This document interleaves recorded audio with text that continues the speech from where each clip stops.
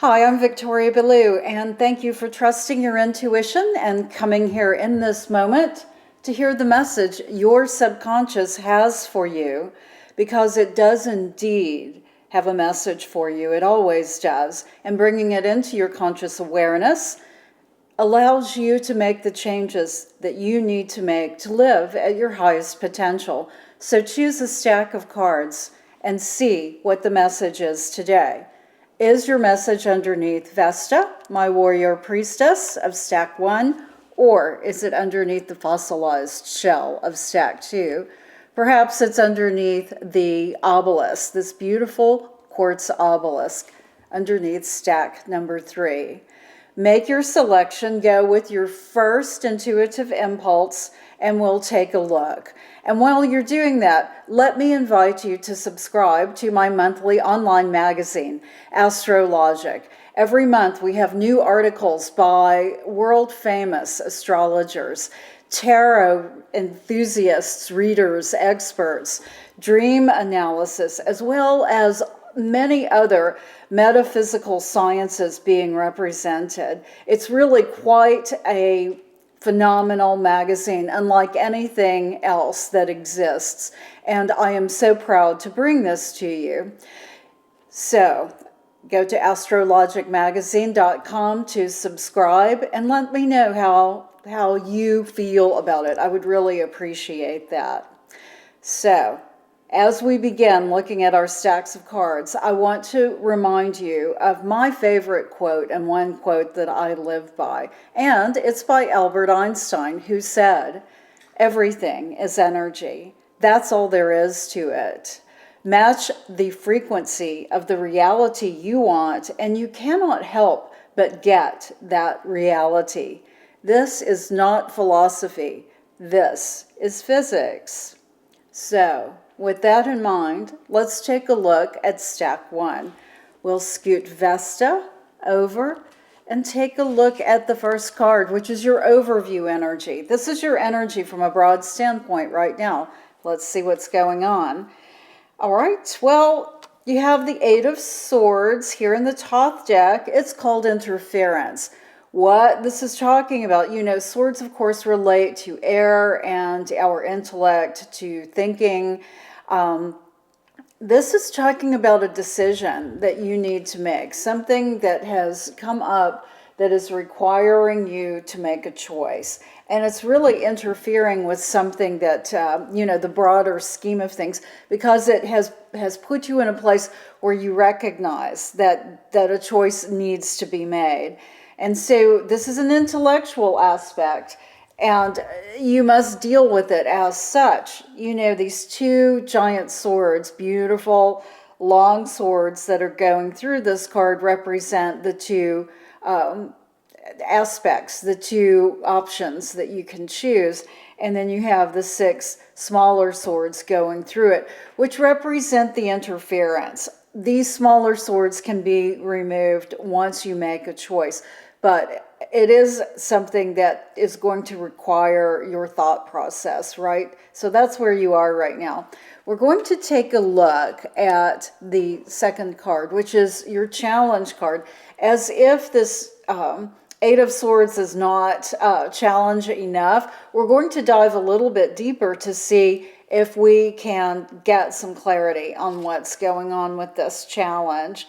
Okay, so you have the 7 of Cups. It's called debauch here.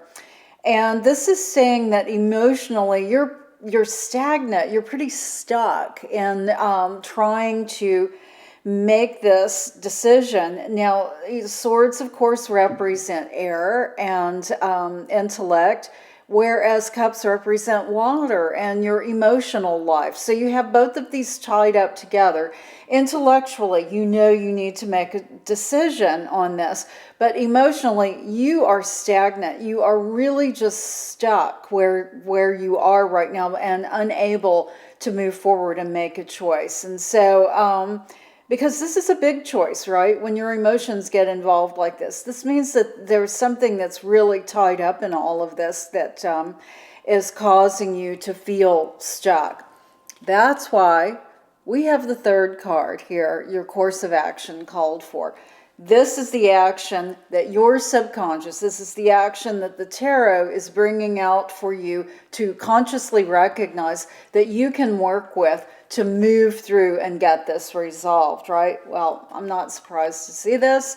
It's the Princess of Swords, one of my favorite cards here in the Thoth deck.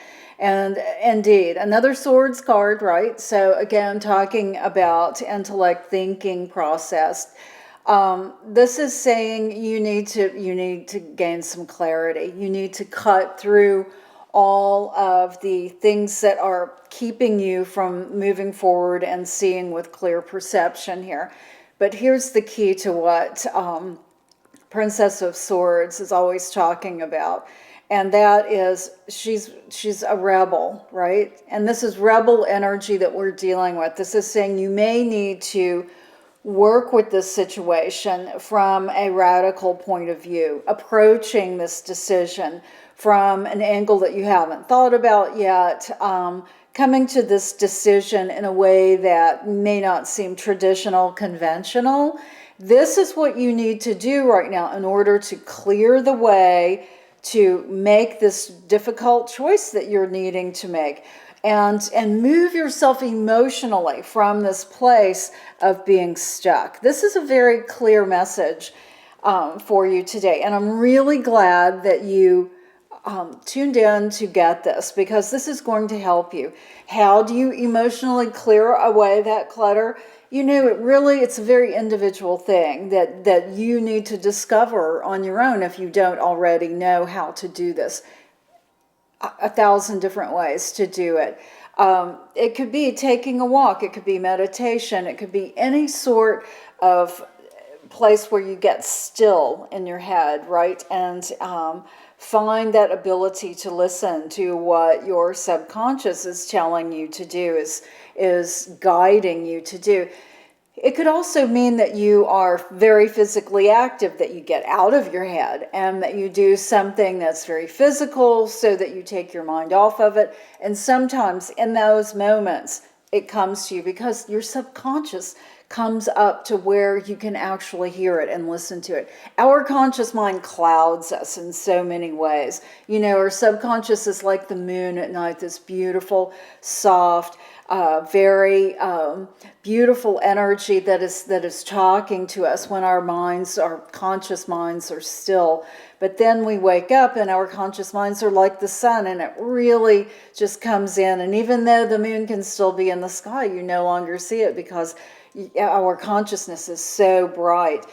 That's the perfect analogy for what's going on here. And so when you are able to allow your subconscious to come through in these moments, like with tarot, you're able to understand what it is you need to do.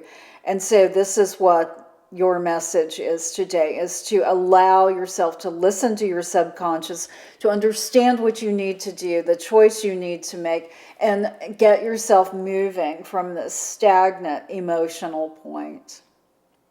All right, let's take a look at the second stack of cards underneath our beautiful fossilized shell. The first card is your overview energy, your energy from a broad standpoint. Let's see what's going on today. You have the Hierophant. Now, of course, the Hierophant can represent you, it can represent another person, or it can represent the energy that's around you at this moment. Hierophant energy is geared toward sacred knowledge. This can be in a very conventional way, like with a traditional religion. It can also be from a very esoteric approach. It can come in the form of just having this pervading awareness of the sacredness of learning and going forward on your own personal journey. Picking up those things, allowing those things in your life that, like this tarot reading today, right, that allow you to tune into your subconscious, into your higher potential, right? So this is the energy you're resonating with right now, and that is fantastic. Congratulations, because this is a wonderful vibration to have right now. Of course, we also have a challenge energy. We all do, and we always do. So let's take a look at what it is.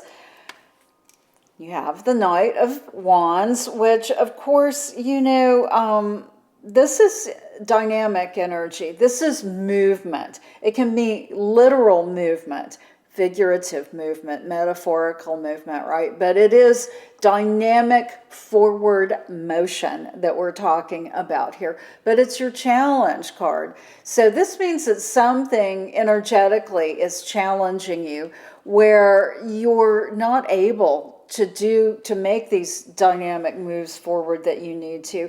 And so therefore the Hierophant energy as your overview energy could be referring to you being stuck in some sort of a traditional situation that doesn't quite feel right to you.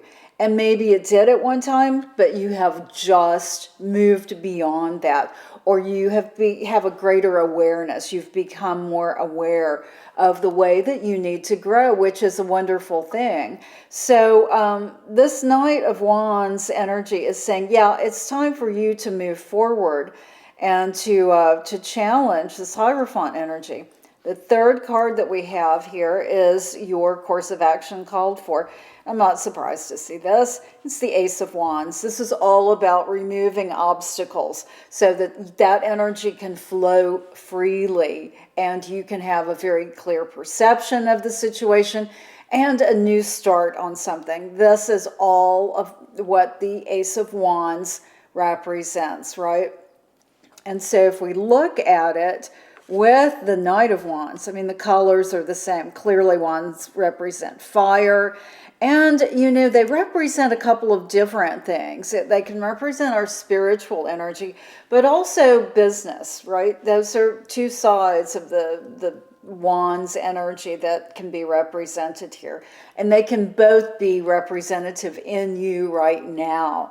So what the message is from your subconscious, what the tarot is bringing out for you today, is saying there is something that in your overall purview of the sacredness that you feel within yourself, whether it be traditional, whether it be something that is very individual to you, that needs to be addressed as far as moving forward.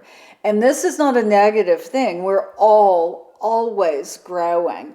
And to consciously recognize that we all need to keep moving forward in our personal journeys is a very empowering, a very powerful place to be, because this takes us further along in the endeavor of living at our highest potential. So the way to do that is to engage this Ace of Wands energy, remove the block, identify what that is. Is it one big thing?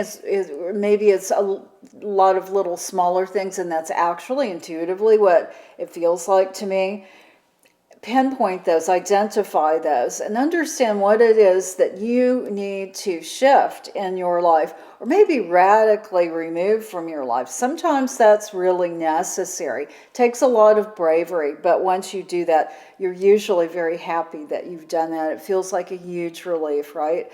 So this is where you are right now. This is a very deep and personal message and gets to the core of who you are, to understand that it's time to move forward in a very significant way by identifying those blocks, removing them, so that you can take those steps forward. Because this Ace of Wands energy, once it's released, it's just like this gigantic funnel of energy and potential that comes through for you. So I want you to think about that and really engage with this.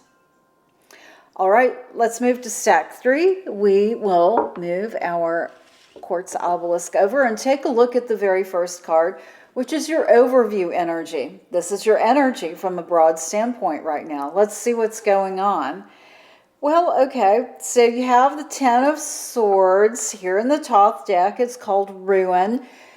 But I don't want you to be, to overthink this. Of course, swords energy also represents thinking and intellect, so I don't want you to overthink this card. What ruin can also mean, rather than just the literal sense of something that has come crashing down, is that it could be your perception of something that has not turned out the way that you want it to, something that has not transpired, right?